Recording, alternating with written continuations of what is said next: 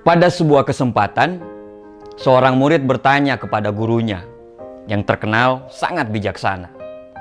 Bagaimana caranya agar kita bisa mendapatkan hal yang sempurna dalam hidup ini, guru? Sang guru menjawab, berjalanlah lurus di sebuah taman bunga, petiklah satu yang menurutmu paling indah dan jangan pernah kembali ke belakang. Si murid pun menuruti apa kata gurunya.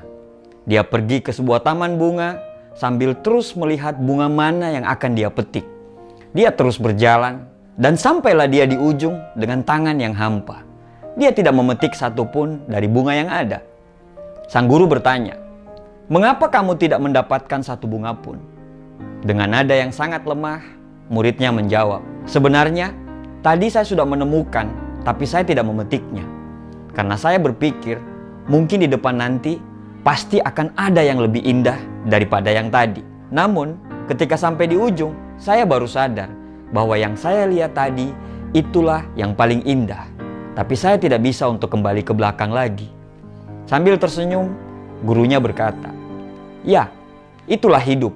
Semakin kita mencari kesempurnaan, maka semakin jauh kita untuk bisa mendapatkannya. Karena sejatinya kesempurnaan yang hakiki tidak pernah ada.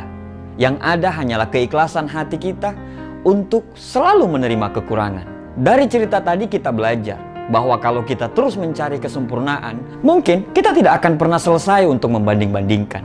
Tidak ada yang terbaik, karena semua punya kekurangan dan kelebihan. Yang baik adalah yang selalu tumbuh ke arah kebaikan. Yang baik akan terus memperbaiki diri dan siap diperbaiki. Jangan mencari kesempurnaan, jangan mencari orang yang sempurna, tapi sempurnakanlah apa yang sudah ada dalam diri kita. Bagaimana kita bisa mencari yang sempurna sedangkan kita sendiri tidak sempurna? Saat kamu sibuk untuk terus mencari yang sempurna, maka bersiaplah kamu untuk kehilangan yang terbaik. Lalu, bagaimana kita bisa memilih? Apa yang menjadi dasar kita untuk bisa memilih? Dasarnya adalah kecukupan.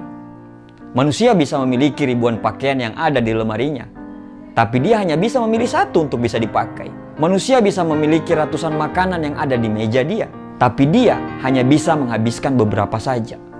Intinya adalah perasaan cukup. Jika satu gelas air bisa menghapus dahagamu, maka kamu tidak butuh banyak air yang mungkin hanya akan menenggelamkanmu. Cukup yang akan memberikan kenyamanan.